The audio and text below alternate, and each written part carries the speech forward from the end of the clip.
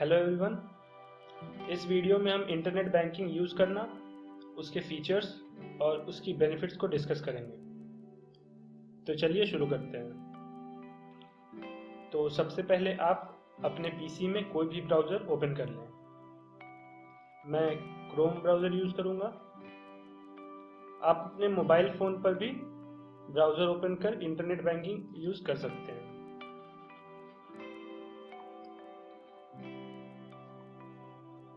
यहाँ ऊपर search bar में आप अपने बैंक का नाम, जैसे अगर आपका बैंक पीएनबी है तो PNB Punjab national bank, net banking लिखकर सर्च करें। अगर आप एसबीआई का अकाउंट यूज़ करते हैं तो आप यहाँ एसबीआई नेट बैंकिंग लिखकर इंटर प्रेस करें। तो जो भी फर्स्ट पेज आपको दिखाई देगी उस पर जाएं। जैसे ये Punjab national bank internet banking, यहाँ क्लिक करें तो पंजाब नेशनल बैंक की इंटरनेट बैंकिंग की वेबसाइट कुछ ऐसी दिखती है।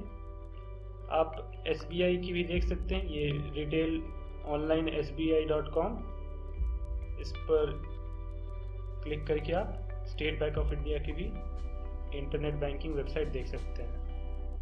मैं आपको पंजाब नेशनल बैंक की इंटरनेट बैंकिंग सर्विस यूज़ करके दिखाऊंगा। सभी बैंक के फीचर्स लगभग सेम होते हैं, तो आप कोई भी वेबसाइट पे जाके फीचर्स यूज़ कर सकते हैं। तो यहाँ जैसे आप रिटेल इंटरनेट बैंकिंग, तो अगर आपका अकाउंट सेविंग अकाउंट है तो आप रिटेल इंटरनेट बैंकिंग पे क्लिक करें।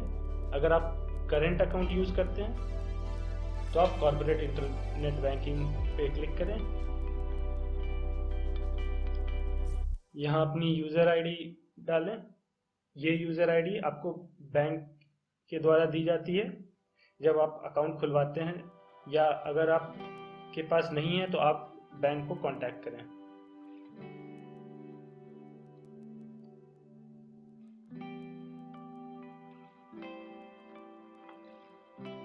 उसके बाद कंटिन्यू पे क्लिक करें।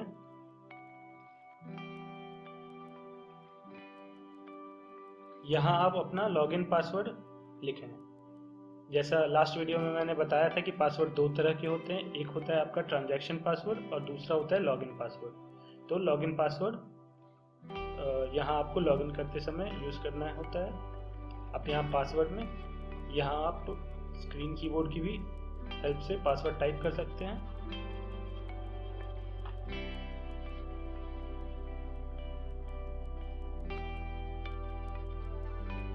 अपना ये पासवर्ड किसी को भी ना बताएं और उसके बाद फिर लॉगिन पे क्लिक करें। तो यहाँ आप लॉग इन हो चुके हैं। अब आप यहाँ से, ये आपका डैशबोर्ड है, अब आप यहाँ से बैंक की सारी फैसिलिटीज़ यूज़ कर सकते हैं। तो यहाँ डैशबोर्ड पे आप मैनेज अकाउंट्स में देख सकते हैं कि आप मैनेज अकाउंट्स में अपने अकाउंट की समरी देख सकते हैं। तो जैसे अकाउंट समरी पे क्लिक करते हैं, ये आप अपने अकाउंट की समरी देख सकते हैं, अपना बैलेंस चेक कर सकते हैं यहाँ से। और फिर deposit account, loan account, credit card, सुविधा कार्ड्स, आप इन सब की बैलेंस डिटेल्स देख सकते हैं यहाँ से। ओपन और क्लोज अकाउंट में यहाँ आप फिक्स डिपॉजिट अकाउंट को खोल सकते हैं, रेकरिंग डिपॉजिट अकाउंट भी खोल सकते हैं। जैसे फिक्स डिपॉजिट अकाउंट खोलने के लिए यहाँ ओपन फिक्स डिपॉजिट पे क्लिक करें और उसके बाद ये टर्म्स एंड कंडीशंस पे आई एग्री करें और फिर फॉर्म फिल करके आप एक एफडी अकाउंट खोल सकते हैं।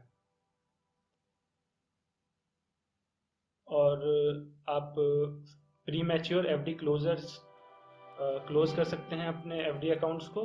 प्री मैच्योर एक पीपीएफ अकाउंट भी खोल सकते हैं। फिर ई इंटरेस्ट सर्टिफिकेट्स में आप housing loan, education loan, deposit accounts के लिए अप्लाई भी कर सकते हैं यहाँ से।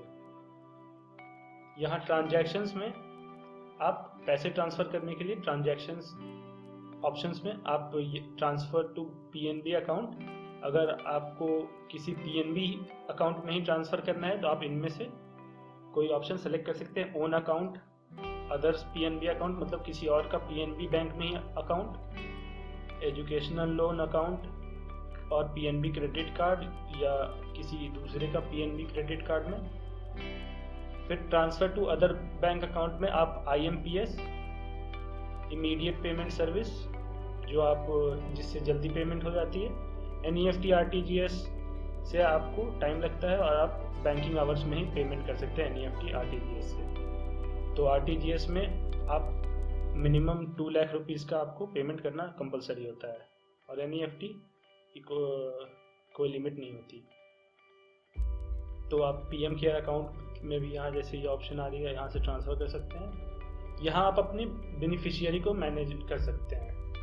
तो बेनिफिशियरी यानी वो जिसकी अकाउंट में आपको पैसे डलवाने हैं। तो अगर आपको एनईएफटी करना है तो आपको अपना बेनिफिशियरी ऐड करना पड़ेगा। तो यहाँ मैनेज बेनिफिशियरी पे क्लिक करके आप ऑप्शंस में सेलेक्ट कर सकते हैं कि आपको किस तरह का बेनिफिशियरी ऐड करना है। अगर कोई पीएनबी के विदिन मतलब पीएनबी वाले अकाउंट का ही कोई बेनिफिशियरी है तब ऐड विदिन पीएनबी पे, ऐड अदर बैंक पे, अगर किसी और बैंक अकाउंट है, किसी और बैंक में अकाउंट है तो यहाँ क्रेडिट कार्ड पेज को ऐड कर सकते हैं। यहाँ व्यू या मॉडिफाई बेनिफिशियरी डिटेल्स और लिमिट्स, यहाँ अपने प्रीवियस बेनिफिशियरीज को एडिट कर सकते हैं, उनके डिटेल्स को देख सकते हैं और यहाँ कंफर्म कर सकते हैं कोई मॉडिफाइड बेनिफिशियरी को या कोई न्यू बेनिफिशियरी को। तो जैसे ऐड अदर बैंक पे में आप क्लिक करके यहाँ ओके पे क्लिक करें तो आप यहाँ से इस फॉर्म को भर के और जैसे name, nick name, account number और confirm account number, IFSC code, आप यहाँ से मैक्सिमम लिमिट भी सेट कर सकते हैं कि आप कितना पर डे कितना ट्रांजैक्शन आप मैक्सिमम उस अकाउंट पे करना चाहते हैं और नंबर ऑफ ट्रांजैक्शंस भी कर सकते हैं। फिर I read to the terms and conditions पे टिक करके यहाँ कंटिन्यू पे क्लिक करें तो ये यहाँ से आपका बेनिफिशियरी ऐड हो जाएगा। आपको बेनिफिशियरी ऐड करना कंपलसरी है ट्रांसफ़र करने के लिए। तो आप यहाँ से ट्रांजैक्शंस मैनेज बेनिफिशियरी में अगर हम व्यू और मॉडिफाई बेनिफिशियरी डिटेल्स को देखें तो आप यहाँ से देख सकते हैं कि ये प्रीवियस बेनिफिशियरीज हैं और आप यहाँ से अपने प्रीवियस बेनिफिशियरीज को देख सकते हैं और डिटेल्स भी देख सकते हैं कि क्या डिटेल्स हैं उनके। उसके बाद फिर ट्रांजैक्शन स्टेटस में आप अपनी ट्रांजैक्शन स्टेटस को देख सकते हैं। आप आपने कब क्या ट्रांजैक्शन किया वो यहाँ ऑल ट्रांजैक्शन से ट्रांजैक्शन टाइप आपका अपना अकाउंट यहाँ से टाइप सेलेक्ट कर लें कि किस तरह का ट्रांजैक्शन टाइप के लिए देखना चाहते हैं, कौन सा अकाउंट। तो फ्रॉम अकाउंट जो आपका अकाउंट है, ट्रांजैक्शन स्टेटस क्या वो सक्सेस हुआ था या फेल हुआ था उसको कर सकते हैं सेलेक्ट। और यहाँ से डेट कि कौन से डेट से कौन से डेट तक की आप ये डिटेल देखनी चाहते हैं, ये रिकॉर्ड देखना चाहते हैं। उसके बाद सर्च पे क्लिक करना है तो आप अपना ट्रांजैक्शन डिटेल्स देख सकते हैं यहाँ से।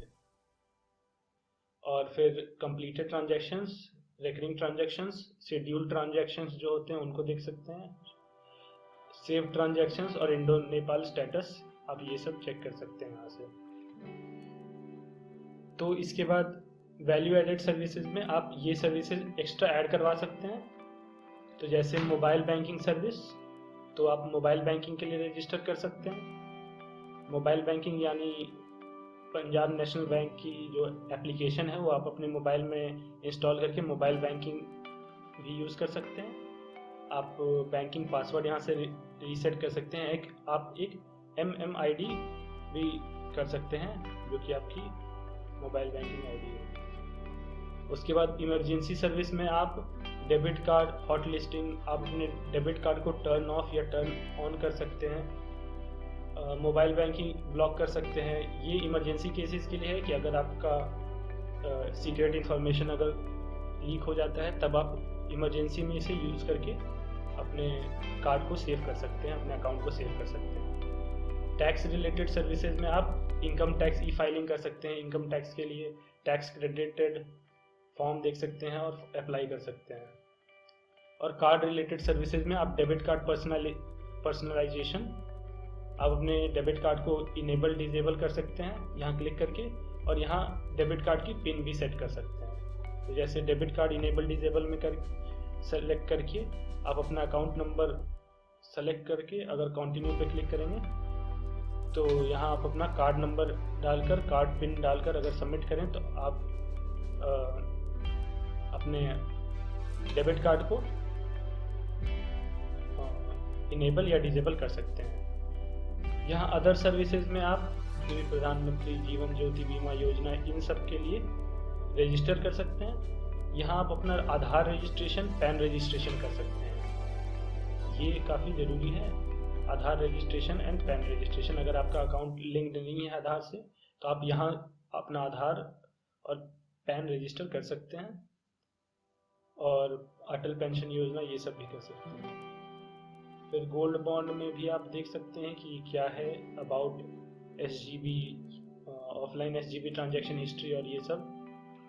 फिर सर्विस रिक्वेस्ट एंड ट्रैकिंग में आप अपने ऑफर्स को, सर्विस रिक्वेस्ट को देख सकते हैं कि अगर आप कोई सर्विस रिक्वेस्ट बैंक से लेते हैं तो उसको ट्रैक डाउन कर सकते हैं यहाँ से। उसके बाद मेल्स एंड मैसेज में आप अपने ब्रॉडकास्ट मैसेजेस को, इंटरनेट बैंकिंग मेल्स को भी चेक कर सकते हैं। फिर पे बिल्स, तो यहाँ से आप अपने बिल्स को पे कर सकते हैं, जैसे डैशबोर्ड और बिल पेमेंट। तो आप यहाँ से क्लिक करके यहाँ पर आप FASTag, mobile, postpaid, electricity, gas, LPG, water, loan repayment और भी जितनी भी ये सारी बिल्स हैं उनको पे कर सकते हैं ऑनलाइन। तो ये मेन फीचर है इंटरनेट बैंकिंग का। और फिर आप ट्रांजैक्शन स्टेटस, स्टैंडिंग इंस्ट्रक्शंस, आप कंप्लेन भी रजिस्टर कर सकते हैं यहाँ से और ट्रैक कर सकते हैं उसको। फिर UPI में आप अपनी जो यूनिक पर्सनल ID UPI है वो मैनेज कर सकते हैं। आप अपनी UPI से मनी ट्रांसफ़र कर सकते हैं, मनी कलेक्ट कर सकते हैं, ट्रांजैक्शन हिस्ट्री देख सकते हैं और डी रजिस्टर भी कर सकते हैं UPI को, और ये अपना अकाउंट देख सकते हैं आप। पर्सनल सेटिंग्स में आप जो है सर्विस यूज़र ID अपडेट कर सकते हैं, अपनी पर्सनल डिटेल्स को देख सकते हैं, अपने पर्सनल रजिस्टर्ड नंबर को यहाँ से देख सकते हैं, अकाउंट निकनेम सेट कर सकते हैं, KYC स्टेटस चेक कर सकते हैं, और ये नो योर कस्टमर। आप मोबाइल बैंकिंग को मर्ज कर सकते हैं अपने अकाउंट से। सिक्योरिटी सेटिंग में आप लिमिट सेट कर सकते हैं, ट्रांजैक्शंस पर डे या फिर अमाउंट पर डे, आप यहाँ से एक लिमिट सेट कर सकते हैं। आप ट्रांजैक्शन पासवर्ड और लॉगिन पासवर्ड यहाँ से चेंज कर सकते हैं। ट्रांजैक्शन पासवर्ड इनेबल या डिसेबल भी किया जा सकता है। आप यहाँ से change login password, change transaction password से अपने दोनों पासवर्ड को चेंज कर सकते हैं। और लॉगिन टाइम की रिस्ट्रिक्शन भी सेट कर सकते हैं, ये आपको मिलती है।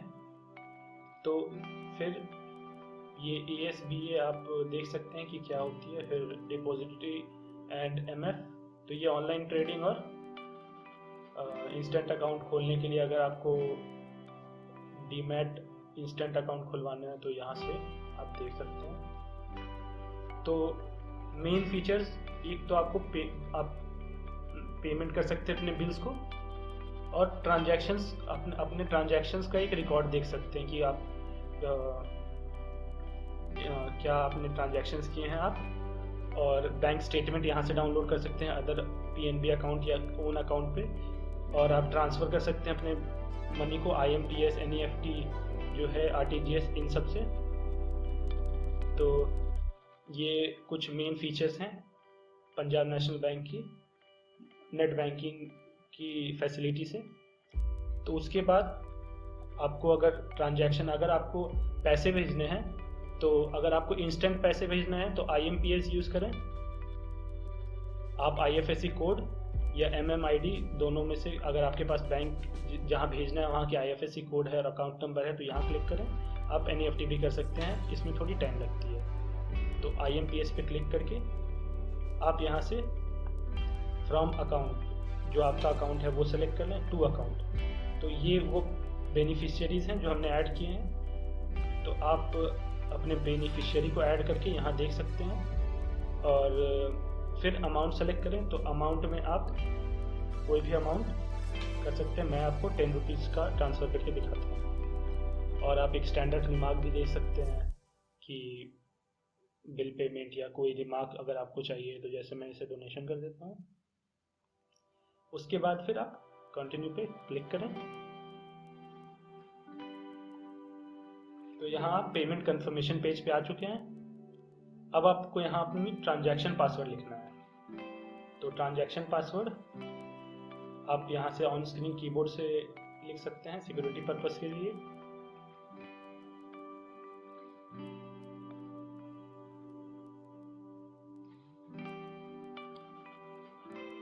और वन टाइम पासवर्ड जो आपके रजिस्टर्ड फ़ोन नंबर पे जाएगी, आप वो OTP यहाँ लिखकर यहाँ सबमिट पे क्लिक करना सकते हैं। आप OTP कॉल पे भी ले सकते हैं। अगर आप यहाँ गेट OTP ऑन कॉल करें तो आपको OTP की कॉल आ जाएगी।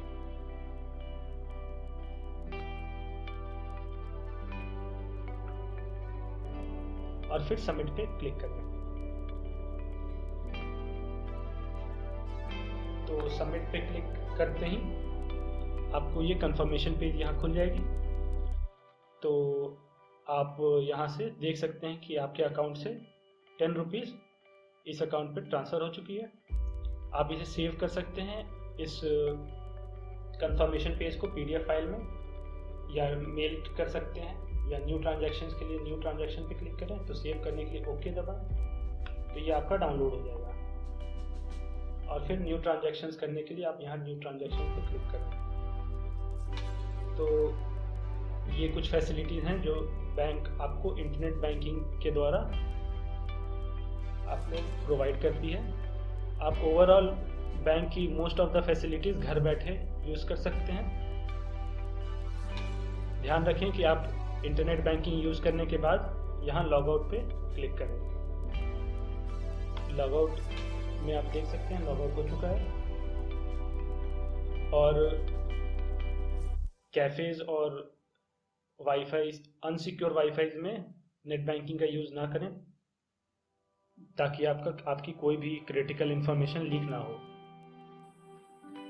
तो इंटरनेट बैंकिंग इस्तेमाल करते समय आप अपने बैंक अकाउंट की सेफ्टी का ख्याल रखें, सतर्क रहें, सावधान रहें और जुड़े रहें हमारे साथ। That's all, thank you.